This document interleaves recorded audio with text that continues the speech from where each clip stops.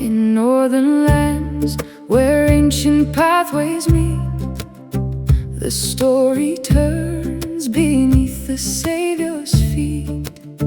A land of hills, of green and fertile soil, where humble men pursued their daily toil.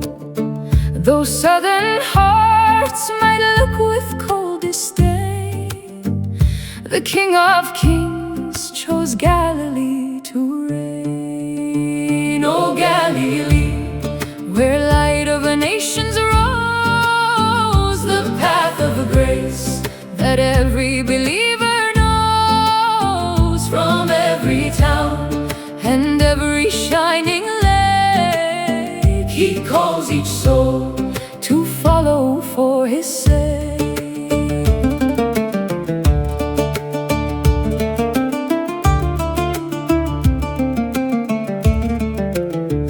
In Nazareth, the silent years went by, as Jesus grew beneath the Galilean sky.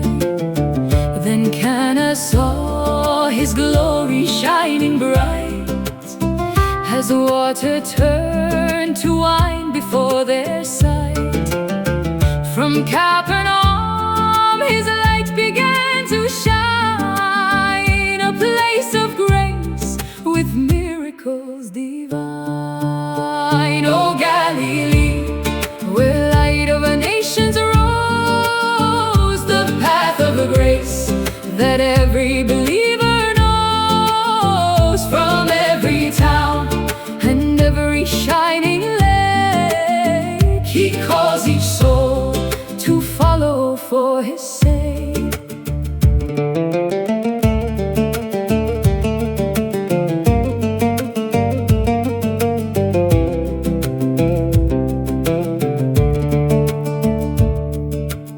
Beside the shore where Peter cast his net, in Bethsaida the chosen ones were met. On Magdala's coast and Tiberias sand, the great physician healed with tender hand. From Nain's high gates where sorrow filled the air, He raised the dead with just a word of care. Oh, Galilee, where light of a nation's rose, the path of a grace that every believer knows. From every town and every shining lake, He calls each soul to follow for His sake.